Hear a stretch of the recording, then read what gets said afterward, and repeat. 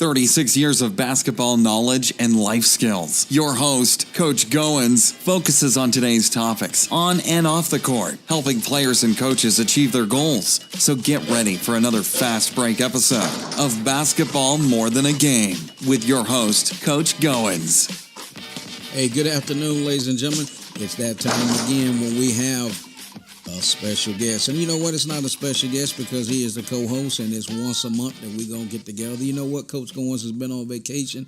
Mike's been in the laboratory. So, again, I am speaking none other than Mike Quick. But this is your host, Coach Goins, and welcome again to another Fast Break episode of Basketball More Than the Game. Listen, we've got a lot to talk about because we got a lot to catch up with. So it's been a little bit of NBA Summer League. It's been a little bit of NBA crybabying going on, but it's all good. So, Mike, welcome back, man. Welcome back. Glad to be here, sir. Yes, sir. So, listen, folks, if you don't know, this is none other than Michael T. Quick. I call him the Guru. He is the co-host of Basketball More Than the Game. But listen, before we get started, we want to just take a few minutes and just certainly appreciate all of our constant subscribers. I shared with Mike the other night as we were kind of lining out some stuff for the show. That we are international now, and when I think about it, it all started before the podcast. It all started back when we were sitting in the hallways of Union Pines High School and had the opportunity to coach such a fine young man as Michael, and that now he's grown. He is a grown man, and he's not a young man anymore. In my eyes, he is, but by law, he's not. But it started way before we started this podcast. But just want our subscribers to know, we have folks that are listening to us in Japan, as well as Australia, all across the United States, as well as Vietnam, the Emirates. We're in Canada, as well as the United Kingdom, and also in Finland. So what do you think, Mike? You are international, man. So what's your comment? Hey, that's awesome. Yes, sir. Yes, sir. Yes, sir. So listen, folks, and it's not just because of what Coach Goins is doing. It's folks like Mike Quick, Mike Apple, Carl Salmon, Coach Wells, Joe, Cheryl, everybody that's been on, Jason Cable, Curtis Jackson, everybody that's been on this show that's made a difference. And people are dialing in, listening across the globe, and that's the thing that we're so excited about, is giving people an opportunity to, number one, plug into something positive, and more importantly, just to be able to give back. But before we get started, Mike, you know how it is, brother. I got to pay the bills to keep us rocking and rolling. So we definitely want to thank our number one sponsor. Why I say number one sponsor? Because no matter what, from day one to right now, we had episode 1, and this will be episode 30. So, Mike, you are number 30. So next time you go out there and play ball, make sure you wear the jersey number 30. So it represents our 30th show. So we're definitely so excited to be internationally on our 30th show. But with that, our sponsor is Mr. Curtis T. Jackson, independent broker and insurance benefits coordinator in North Carolina and also now in Virginia. So if you need insurance needs, please reach out to Mr. Curtis Jackson, and we thank him so much for his continued support of Basketball More Than the Game. But his office is in Creedmoor, North Carolina, just right outside of Raleigh. And you can reach him at area code 919-614-5796. So, hey, with that being said, I got the man on the other end of the mic, so I'm Coach Goins going to kind of tune it down. But before we throw it to him, I'm going to go ahead and set up this offense-defense. Now, let's talk a little bit about, we're going to back into this thing, Mike, if you don't mind. Let's talk a little bit about the whole Kyrie Erving and LeBron James. We'll start on that end, and then Coach Goins is going to go ahead and toss the ball up in there. And Mike, you're going to have the ball is in your court. You set up the offense, and we'll play from you. Mike, you got it. Yes, sir. Well, Coach Goins, my take on this Kyrie LeBron situation is this. First and foremost, I'm a big LeBron guy. Love Kyrie as well. But for him to, go out there and say he wants to be traded and wants to be on a team where he can be the guy, well, number one, I don't think he's ready to lead a team and be the guy on a team to win a championship. I just don't see that. I think he has to be the number 2 guy. You're playing with the best basketball player in the world. What more can you ask for? You know what, Mike, and when you say that, and we discussed that, so folks, we're going to kind of let you behind the scenes a little bit. I told Mike the other night, I said, you know what, I said, it makes me want to reach out to Scottie Pippen and say, you know what, I appreciate it. And here's the thing. maybe, and I'm going to kind of play second fiddle on this deal tonight, Mike. I'm kind of doing a little in the laboratory myself. You think about Kyrie. He's like, okay, you know what? LeBron may be in L.A. Am I going to be the only dude here in Cleveland? What did I do in Cleveland before LeBron came back? And I ain't talking about Cleveland Brown from the Cleveland Browns show. I'm talking about the Cleveland Cavaliers. Where were they before LeBron came back? So is Kyrie seeing the writing on the wall? Is that why he's wanting to leave? Is he knowing that, you know what, these GMs are not making power moves to get us, people around, okay. And I want to kind of layer it back just 1 second. You look at the playoffs, or you look at I'm just going to go to the championship, the series between Golden State. Shumpert, J.R. Smith, where were these dudes? These guys, and then I'm also going to go ahead and call out Kyrie. Where was he game 1 and game 2?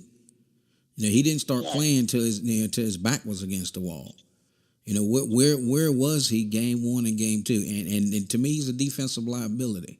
So with that, all right, let me ask you this, Mike. Where do you see him landing, or where would you think he should go? Well, in my opinion, if the ball is in Cleveland's court, if you ask me, he has 2 years left on his deal with a player option for a third year. My opinion, if I'm Cleveland, if I'm trading, I'm going to get the best that I can for him. I'm going to send him to Phoenix. I'm going to get Eric Bledsoe back in the deal. I'm going to try to bring along a third team like the Knicks, hopefully get Carmelo on board. But Carmelo's going on record this week to say he doesn't want to play in Cleveland because Kyrie is not going to be there. Well, that's fine. If I'm Cleveland and I absolutely trade him, I would trade him to Phoenix for Eric Bledsoe, a couple of the young pieces that they have in place. You know what? And that is exactly right. So again, if I'm the owner and the guy don't want to play, you know what I'm going to do? I'm going to deal him. Because he's only going to do, number one, tear up the locker room. And well, okay, you know what? Let's go on out on this limb. You're a Carolina guy, and I'm shocked I'm shocked you didn't get an invitation to Harrison Barnes' wedding. But in that, the video that was out, let's talk a little bit about this whole, this dance. Curry's doing this, and then all of a sudden, who's in attendance? But Mr. Kyrie Erving. While Mr. Curry is doing a LeBron dance. Is LeBron reading too much into that, or what's your take on that? Well, number one, I think it's high schoolish, a bit high schoolish what Kyrie and Stephen Curry both have done. But, to each his own, whatever they want to do. And for Kyrie to go and mock LeBron, the guy that helped get him to the finals the last 3 years, with the guy that's beaten him the last 2 or 3 years, I think that's pretty childish and typical Duke guy. Oops, did I do that? Shot at a Duke and shot at a Duke guy. But anyway, and there's another video where Kyrie mocked LeBron on the plane when LeBron wrote the letter to Sports Illustrated, stated that he was coming home.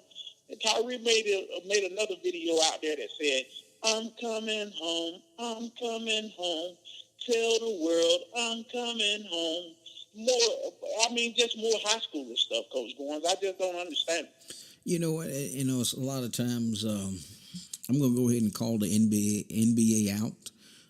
And I know that, just as well as, guys that's played in the league and so do I.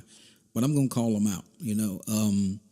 They can't control their players but so much. But the league has got to be able to, put a little restraint on these guys. When I say a little restraint, not to say take freedom of expression or say what they want to be able to say, but these guys get out and they go out and they 3 or 4 guys on the team, and you look at Golden State, and again, I'm not a Golden State fan, and I don't care to be, because and to me, Curry is not he's kind of going outside of really who he is. And I don't know if that's just trying to create that brand, but I don't see him. To me, what he's done in the last 2 years is not how he acted the first couple of years. I don't know if that's because he can't handle the stardom. And again, I know people are different individuals. He's not his dad. Dale never acted that way. Of course, Dale was never that caliber player, but just the personality, and it may be just star power that's going to his head. But I don't appreciate, me personally, as a huge basketball fan, the way his antics. How he shot the ball in the finals with the high stepping. You just play the game, and there's nothing wrong with a little showmanship. If you want to shimmy your shoulders or do stuff like that, I don't have any problem with that. But it comes a fine line to be able to go, okay, you've got to be able. And I'm going to go ahead and call LeBron out. I think it was a couple years ago when he got, I think they called a foul on him, and he ran the length of the floor. You just can't do that, guys. Too many young kids are watching you. Too many parents are working hard, and they're going out here and buying these overpriced sneakers, these overpriced jerseys. And then now you're going to act like that, and then you want to realize that you're a role model, whether you want to be it or not. Kids want to wear your shoes. People want to wear your jerseys. People says, well, I got to act the way I want to act. Well, guess what? Not really. Not when you're doing it for in front of so many people. You got to be able to. And then my thing is that somebody need to pull these dudes' coattails and become a leader and say, hey, you know what? There's certain things that we need to do. There's certain things that we don't need to do. And that's why I want to call the league out. And the league I think is hurting basketball. I know it's a numbers game. I know they're looking at it. You bring, you take the top 3 guys drafted this year. I know Tatum was 3. Who was the kid? Number 2. Help me out. Ball. Yep, Ball was 2. Lonzo Ball was 2, and then the kid from out Washington was number 1. Next year there'll be 3 more the same. So and unfortunately, what is the league doing for these guys, preparing these guys when they go out? What's the average guy going to stay in the league? Is he going to stay 2 or 3 years, or is he not going to stay 2 or 3 years? But I'm kind of getting I'm trying to get a little bit ahead of myself. I apologize, but it just bothers me as a basketball fan, and I know Michael T is a huge fan as well. So with that, let's kind of talk a little bit about the whole. Daddy Ball. That's what I want to call him. I don't want to call him coach because he may have an AAU team, but I'm not going to call him a coach. I'm just going to call him just, and I don't want to call him publicly, but to me, he's just he's a nut. He's just bottom line. And he said the other night, well, it's just entertainment. And unfortunately, Jordan had a comment. The Magic Man's had a comment. Instead of letting this guy basically down the vine, and ESPN, I know Wilborn called him out last night. They constantly want to give him a little media hype, and instead of him just saying, "Okay, you know what? Let me do what I got to do and back off." So go ahead, Mike. Let's talk a little bit about the Madman. Yeah, with LeVar Ball, I just in the beginning I thought it was just a ploy, just to sell shoes, just to promote the Big Baller brand. But at some point, when do you have to sit back and say, I'm making a fool out of myself and my kids? You're doing this at the expense of your children. You average probably 2.2 points a game at Washington State. Back in the day, you went on record saying you'll beat Michael Jordan. Jordan come back and said you couldn't beat him if he had one leg. So to me, I wish he would just stop, take himself out of the limelight, focus on his children, let them have their careers and let them have their moment. And that, I just wish he would just sit back and just chill. You know what? And that's so eloquently put, folks. And so again, people say, well, he's got a right, yeah, but at whose expense? Let's talk a little bit about that AAU game and the referee getting tossed. So what's your take on that one? To me, that it was crazy because the very first one, he pulled his kids off the floor. That's unprofessional. These are kids, but still, you got to conduct yourself in a manner that you're conducting in a professional manner. And to just walk off the floor, I thought that was just bogus. And then the very next week, you come out, you say you knew that she was going to call a tech on you.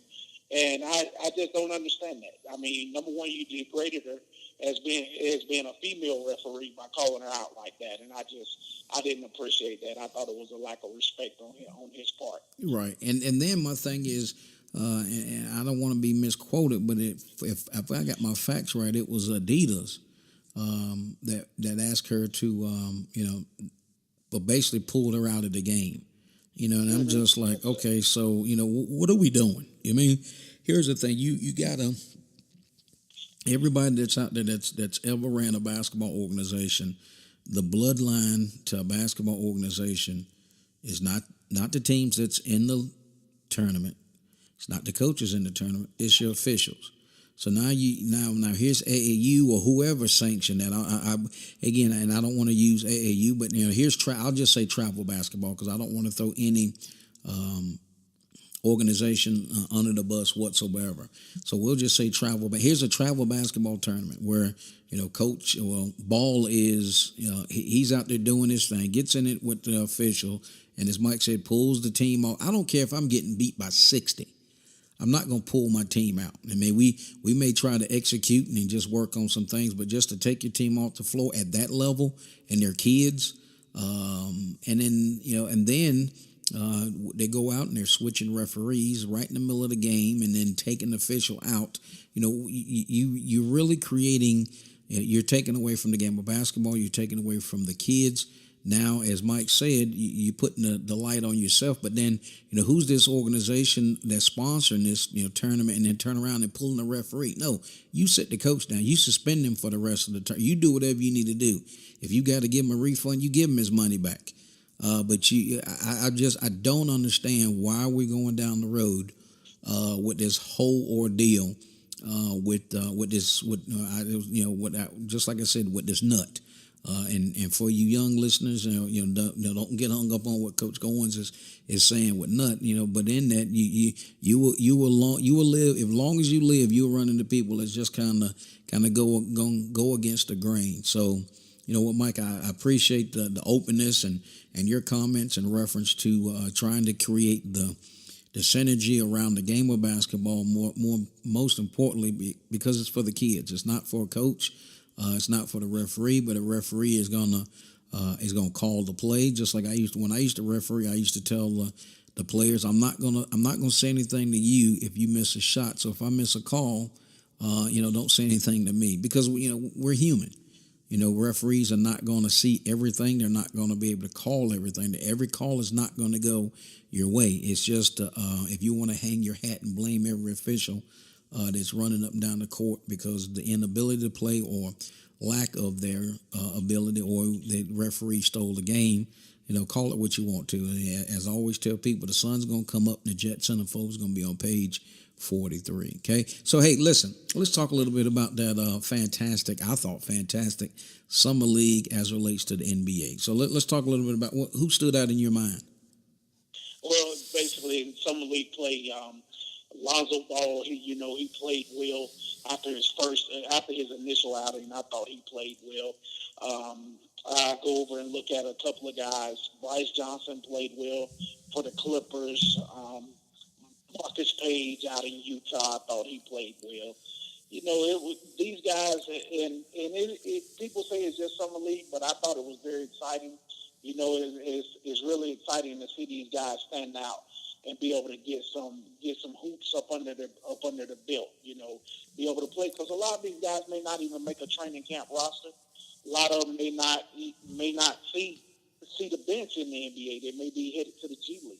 So, I thought it was great that they got out there and just produced this summer. It was really exciting to see that. Yeah, well, that's exactly right. And I know they played in Vegas, and they were talking about, first, that's a lot of pressure on the kid, to go out and talking about Ball. And then, of course, his first game was a little flat, but, didn't shoot the ball well. But then, came on strong, and they finished quite well. And if I'm not mistaken, they went on and won the championship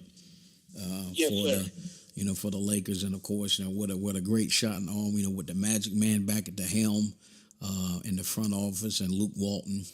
So again, we just wish him continued success, and that's the point. That's what we were saying earlier. Let your kids be kids. Parents, I'm gonna get on this soapbox real quick, and Mike, I want you to jump in on here. And if your kid is playing a sport, if your kid is playing any sport, let the coach. Let them coach and let them work through that.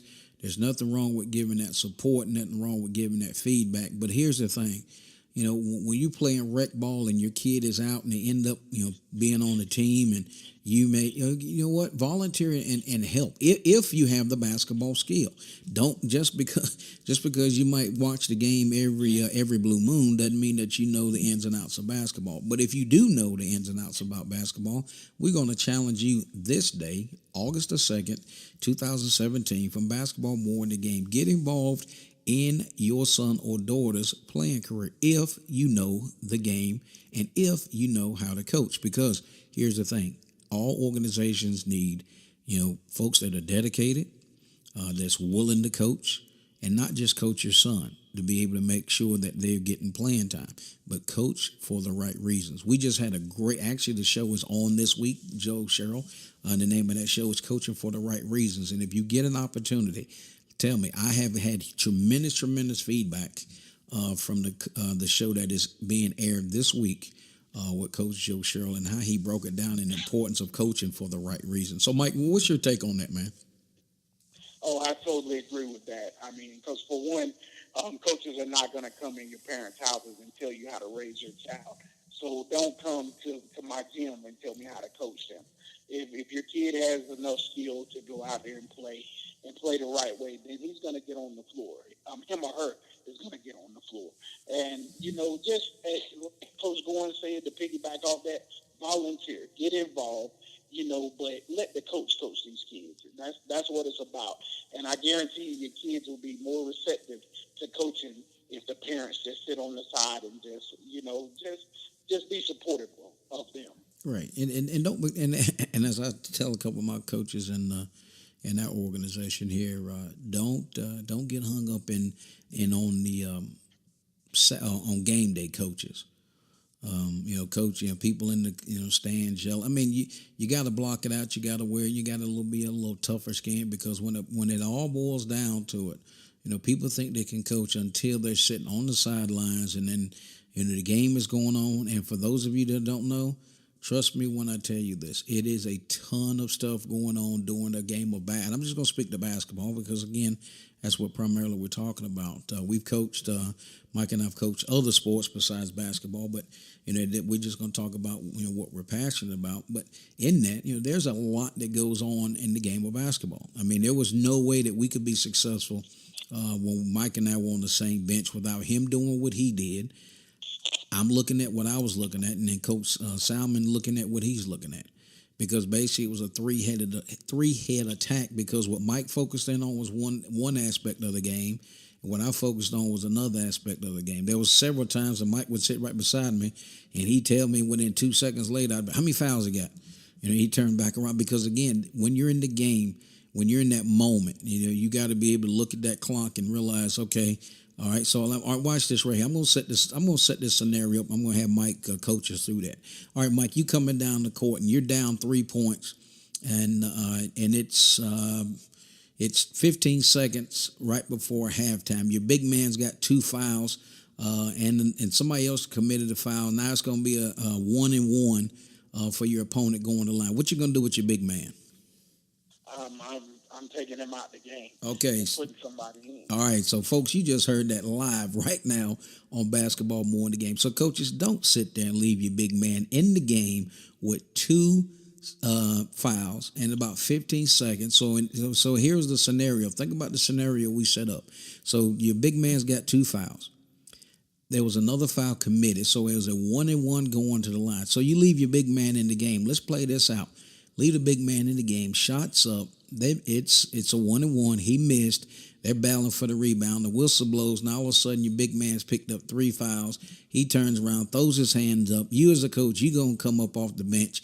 You're fussing at the referee. You're fussing at the player. And you know what? You controlled all of that. So that was just, and again, that was just a scenario, and that was free of charge. And again, we just thank Mike for that quick on spot. So Mike, go ahead, and you got the mic with the next topic. Yes, sir. Coach, I wanted to discuss what you think about these so-called super teams that are being established now. Go ahead. NBA, and as well as, if you look at it, some people can say Kentucky and Duke has had super teams over the past 3 years. So you see guys typically wanting to play together as a package deal nowadays going to college. So what's your take on those? You know what? Let me tell you. These guys going. I don't have a problem with these coaches out here rattling the cages, getting these players in. But I'm going to tell you, just like I'm going to go about maybe 9 miles down the road from your dream place, and we're going to call it Cameron Indoor Stadium. And I'm going to go on the record and kind of piggyback off Coach K. And he called it out. The guys need to stay 2 years. There's nothing wrong with you going out and it's just like anything else. You or I am trying to sell my program for the best that it's going to do. Now, here's the thing, parents. Not all players can play for every coach. Coach Quick can be at Chapel Hill. Coach Goins can be at Duke. And what makes a player go to Chapel Hill? Because they like the philosophy, they like Coach Quick. What makes them come to Durham and play for Coach Goins? Because they like Coach Goins. Now, here's the thing. Every coach has a different style of coaching. I know personally, Coach K is an in-your-face, in your tail kind of coach. Now, we know players go to Carolina, and we know players go to Duke and across the country, and players transfer. Now, why they transfer? Did they read the coach wrong? Did the coach say, hey, did they overpromise and underdeliver? But we will always have players that's going to transfer regardless. But when a coach goes out and he's able to, like a John Calipari can pick up 4 or 5 McDonald's All-Americans, that's great. But as long as the school understands that these guys are going to be one and done and not after these coaches, and we've talked about this on the prior show, how long are they going to let that go on in Rupp Arena before they be telling Calipari, you're going to have to put some banners up and stop turning these guys over to the NBA, because NBA scouts are coming to Kentucky's practice, and basically it's almost turned into a combine. Because they're in there and they're acting like they're at the buffet at the Colonel. But that's kind of a long way around the barn, Mike, to answer that question. But these guys go out with these super teams, and same thing with AAU. They go out and they load up, and they're not practicing. They just show up at games, and because you can play, we're not going to practice. We're just going to come out, and then I got my 2 superstars and meet your 2 superstars, and the other 8 players on the court that kind of go unnoticed because my 2 guys are going up against your 2 guys, and that's unfortunately that's what really it's not an X and O. I'm not saying that all coaches and I keep saying AAU, but travel basketball, because there's other organizations. There's USBL and all of the other organizations out there. But in that, again, a long way around the barn is there's nothing wrong with guys going out and getting talent. But the thing is, make sure you're nurturing that talent, taking care of those players, providing those players with great instructions. And again, most top elite AAU teams don't do a lot of practice. They just show up and the balls roll out and they get by just on talent. Yes, sir. And to piggyback a little bit off that, I'm not per se gonna knock the super team aspect of it. Our guys go where they want to as far as college, and you go where you want to as far as the NBA. Now, of course, you got some athletes complaining of super teams a lot. He mentioned that they're joined us. Say again, hold on, Mike. You're kind of cutting in and out. Do I have you? Okay.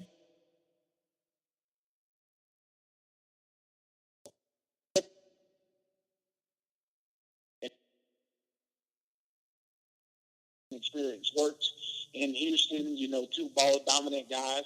I just want to see how that's going to work. I personally think they can make it work because Chris Paul is such a smart basketball player. He's a great leader, so I think that will work. But I'm curious to see how it works. Now back to the collegiate game for a second. And I things like a lot of people say Roy Williams. He don't offer kids early. He's pretty old school in recruiting. He holds his scholarships to his best. Well, he likes to build character. He was on record this summer as saying, one coach asked him, "You're going to give Andrew Tech a scholarship?" He said, "Yes, I am." He said, "Because I pick and choose who I want to play for me." And I can dig that. He wants kids that are high character. He's also gone on record to say that I want a mixture of the 4 stars and 5-star guys. You know, and I would have to say that his formula works. He just won the national championship. He's been to the national championship game the last 2 years in a row. I mean, I can't knock it. You know, Kentucky gets all these 5-star guys. Well, where you at? A lot of people tell me, oh, kids are going to the guy to the league. My back to them is, how many of those guys have championships? Right. That's exactly right. You know, and here's the thing, Mike, that you're knocking it out of the park with, because you know you think about when I look at South Carolina. You know, South Carolina they didn't do that with freshmen. And guys leave and go load up in the NBA as you're not going to win in the NBA with a bunch of rookies. I'm sorry. Philadelphia can sit there with Ben Simmons, Okafor, and all these other guys that they will not win NBA championships with rookies. The only rookie that I can go back and that came in and made an immediate impact and won the NBA championship was the Magic Man.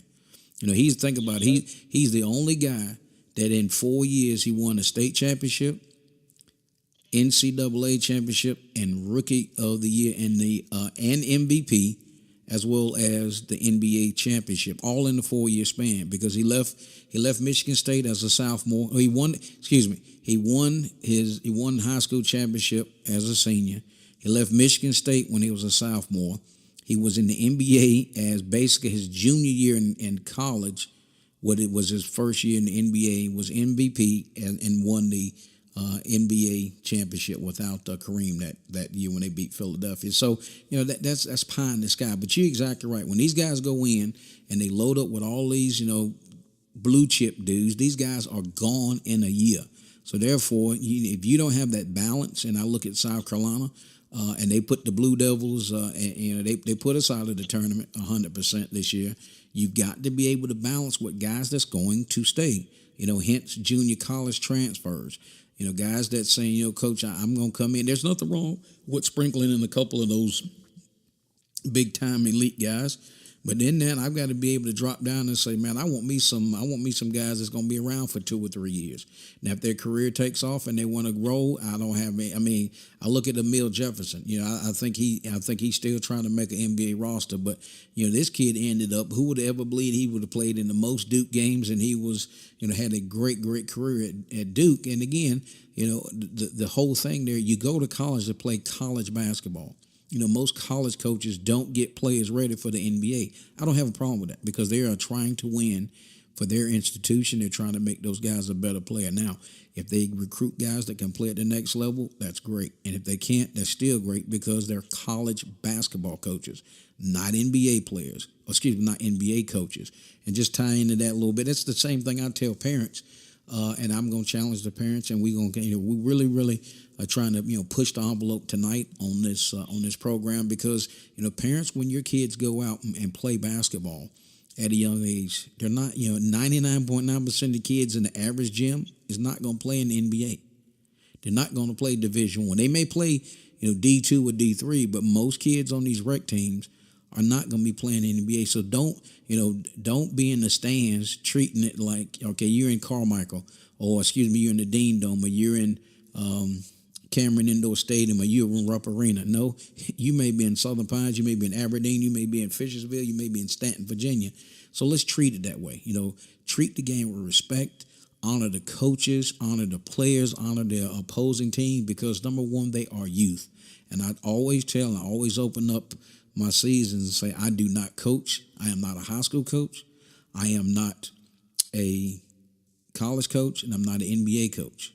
It is my job to teach your kids the fundamentals of the game. Now, if we see talent, we know people that we can help, you know, perfect that and continue to grow that talent. But at this level, it is not our job to teach them and get ready, and for them to get ready to the NBA.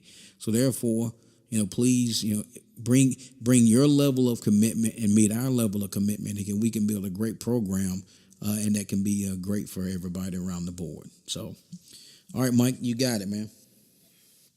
Yes, sir. My next question to you is, Carmelo Anthony, do you feel he can still be a legit superstar in the league at this point in time in his career? No, and the reason why I say no because here's the thing. Carmelo, does he have to play with the ball? No, but if he doesn't have it, then he's going to tear you up.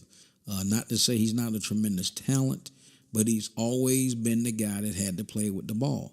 And so, where does that fit in? How can he go to a team to where he's not having the basketball? So, hence, as we said earlier, Chris Paul goes to Houston, and there's James Harden. James Harden plays with the basketball. Now you're going to take the ball out of James Harden's hand and put it on Chris Paul. Now what's Carmelo Anthony doing? And not to say I wouldn't have Melo on the team, but can Melo at this stage of his career handle coming off the bench, or could he be the second option? I wish him the best. I appreciate everything he's done. I know he's won some gold medals for the United States. I'm a Knick fan, and I'm like Spike Lee. We haven't won anything there in quite some time, and I blame the front office for that. All the way back when Pat Ewing was there, we just never put that solid surrounding cast around. We always had role players, but Pat really never had another superstar to come alongside of him. So that's a long way around the barn, but just wishing Melo the best as his career starts going out on the back end. Hey, ladies and gentlemen, what we're going to do, we're going to take a quick commercial break. And again, this commercial, you're going to be excited about this commercial. So we'll talk a little bit more after this commercial. So we'll be right back after this commercial break. Hello, Shenandoah Valley. This is NBA Hall of Famer Ralph Sampson bringing you a new, exciting radio show called Out of Bounds with myself and Lamont Goins. Hey, Ralph, thank you for the opportunity to co-host such a great show in the Shenandoah Valley. You will be impacted. Hey, I'm really excited to bring you this new show. You don't want to miss it. Coming in August. That's on 1240 ESPN Radio, and we'll see you out of bounds. Stay tuned.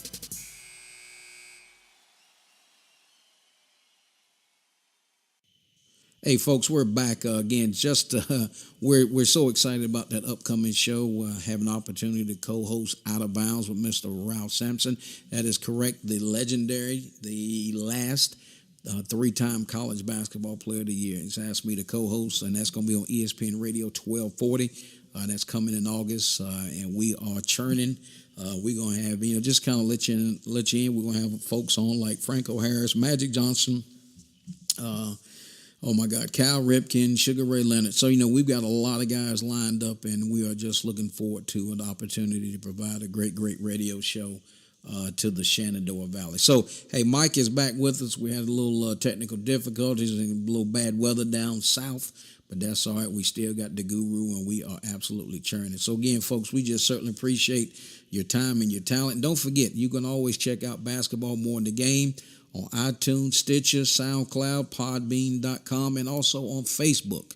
You can follow Basketball More in the Game. But most importantly, I just want to thank Mike for who he is, and it's just such a pleasure every time we're able to get together and talk about sports. And because I know folks that don't know, I remember this young guy would always have tablets, and in his tablets he would just have players listed in the top, who they were and where they were. So as we churn this entire podcast and as it goes across to all of our viewers, all of our subscribers and everybody that, dials into Basketball More in the Game, just, when you get an opportunity to see Mike and you will, real soon as we start doing some vodcasts, doing some video, and we've got some things up our sleeve coming up this basketball season. I just want you to, get on there, tweet it, let them know that you're excited about him being a part, because it's not about what we do here, but it's also about taking care of our folks in North Carolina, and he definitely spearheading that up and getting the word out. So, hey, Mike, kind of want to shift gears a little bit and talk a little bit about a little of the NFL grind. I'm a Steeler guy, and that Steeler runs deep, and so with that, everybody's talking about Colin Kaepernick. Where he's going to land and what should he do. What's on the table for this young man? Well, in my opinion, I hope he gets a job somewhere soon within the league. I think a good place for him at this point in time will be the Baltimore Ravens, and I just hope that they reach out and bring this young man on board. And I'll say this: what his stance last year on kneeling for the national anthem, I understand why he did it, and I may not have done what he done but I can say I understand why he done it and hit the method to his ideas. I understand it. You know, he wanted to bring some attention to the things that are going on around our country today, and it's just sad with some of the things. And you know, all lives matter, but you know, we want people to take the time out before you make decisions or pull a gun or something like that, you know, out to harm someone else. You think about if that was your family member or somebody. So I understand why Colin Kaepernick did the thing that he did last year, kneeling for the national anthem. I'm not going to knock him one bit, you know, because that was his right. You know, that's my take on it. But you know what, Mike, and I appreciate the transparency in that. And again, people all, here's the thing: there's always going to be two sides of the story, and people are going to get on one side or the other. And people say, well, he shouldn't. Well, you know what? That's what he wanted to do, and you're exactly right. It's not for me. You know, somebody asked me, and they said, "You a veteran?" I said, "Yes." They said, "You're African American?" I said, "Yes." You know, how do you feel? I said, "Listen, if he wants to do that, well, he's putting his career on. Like, well, you know what? That as my grandmother used to say, every tub has got to sit on its own bottom. You know, and that's a decision that he made, and it's not for Coach Goins to say which way, form, or fashion. If he wants to stand, sit, run, jump, you know what? God bless them. Same thing when somebody talks about, man, how they affording to pay for that car. Listen, if they're not rolling up at 48 Longview Circle, Fishersville, Virginia, 22939 and asking me for a car payment, you rock and roll. I've got other things I need to worry about. But I just, to you, he's a tremendous talent. And I think he could help somebody. And again, I think a lot of times that we society forces us to get on one side or the other. And not want to look at it holistically and not realize that, he's an athlete, he's made a stance, Muhammad Ali, made a stance back in the 60s when he refused to go into the draft, so in that, it did, did it affect his career? Yes, it did, for quite some time. But in that, he still was a honored hero. And to me, he would go down as the most significant athlete of all time. And I'm speaking of none other than Mr. Muhammad Ali. But, Mike, I certainly appreciate your comments in reference to Mr. Kaepernick. So, hey, listen, I know we've been going at it hard, but here's a couple of things I just want to toss out to you, Mike. And again, just as we continue to lay this down, and I just want to kind of share with the audience. A lot of times people can say that they're passionate about certain things. And what makes them passionate about certain things, but there's also something that you've got to be able to understand. You got to study to show yourself approved. And I'm not trying to preach to anybody or anything from basketball more in the game, but anytime somebody wants to enjoy a game of basketball or any sport, whether it's football, baseball, it doesn't matter. We have to have a title for the show. And this is what dropped in my spirit, and this is what we move forward to, and that's why this young man is on the show. That's why he co-hosts once a month. And like I said, I told Mike once I got back off of vacation, it's time for us to get back together and put this spin back on and get us back. But just kind of let folks know what we got in store coming down the road. We're gonna be doing some live stuff. We're gonna make a couple of trips to North Carolina and do some live things. We're not gonna tell you when.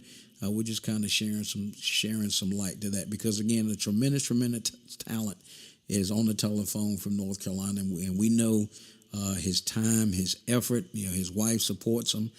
Everybody from here, our staff of basketball, more than the game, supports Mike for what he brings to the table every single time. He does his homework. He studies. And preparing for that, and we don't take that for granted. And again, it's just an absolute honor that we continue to move forward with the podcast. And Mike is, making a difference. Think about it. This will be show 30 on a long line. Everybody that's been on before, and Mike's been on several times, he will continue to be on as we move forward. But we, from my office to Mike, we want to thank you for everything that you do. To make us successful. We are reaching the masses. We are international. And I want you to understand that, and I want you to celebrate that just like we celebrate it every time we check our demographics, and people are reaching out from, Iowa coaches and, in Texas and California. And every time I get these emails, I'm not just reading them for myself, and I certainly appreciate Mike always gives me feedback after every show he listens to, and I just ask him to continue to do that because that's only going to make us better. So with that, what I'm going to always do, I'm going to give Mike closing comments, and he's going to actually what I'm going to ask him to do, I'm going to ask him to close out the show today. This will be the first time, and I'm kind of putting him on the spot. Before I turn that over to him, what I want to do is just thank our sponsor again, Mr. Curtis Jackson out of North Carolina, independent insurance agent. And also, our scripture verse of the day is John 14:6. I am the way, the truth, and the life. So now that I put Mike on the spot to close the show out. So, Mike, if you give us your final comments, and you can close us out, sir. Yes, sir. Coach Goins, I just want to say I appreciate you for having me on the show again this month, and I'm glad to be a part of Basketball is More Than a Game. It's an opportunity that you brought into my life that I thoroughly enjoy, thoroughly love talking about sports, especially basketball. And I just want to say thank you again from the bottom of my heart for allowing me to be a part of it. The staff at Basketball is More Than a Game, thank you guys for everything that you've done for me, and we're continuing to grow, and that's what it's all about. But I just wanted to say this. I'm looking forward to the hoop season that's coming up, but the gridiron is coming first and foremost, and I look forward to that as well. I'm a big-time college football guy and NFL guy. Everybody knows me. I'm a Redskins fan, Tar Heel fan for life. But I'm just looking forward to seeing the game of football being played at the excellence that it always has been. And as I said earlier, I pray that Kaepernick lands another opportunity in the NFL. It'll be great to see him back on the gridiron again. But look forward to seeing if Clemson can go back and reach the pinnacle again and win another national championship. Looking forward to seeing what Nick Saban has in store. So, Coach Goins, the college football season is vastly approaching. NFL season is vastly approaching, and I can't wait. And I know you can't either. You're exactly right. So listen, we're gonna start bringing this thing to a close. So again, Mike, we thank you for your time, your talent. Make sure you extend a great hearty thank you to your lovely wife for allowing us to steal you away for a little bit of time so we can just kind of catch up. So listen, folks, for Mike Quick and everybody here at Basketball More in the Game, always remember, as we always say, our tagline, somebody somewhere is working on the game. Working on the game. You got that right. And we're your co-hosts. I'm your host, Coach Goins, along with the co-host, Mike Quick. Yes, sir, from North Carolina. So as we always, young fellas, work on your game. Let them know who we are. Check us out on iTunes, Stitcher, SoundCloud, Podbean.com, also Facebook, Basketball More in the Game. Until next time, as we always say, we'll see you in the gym.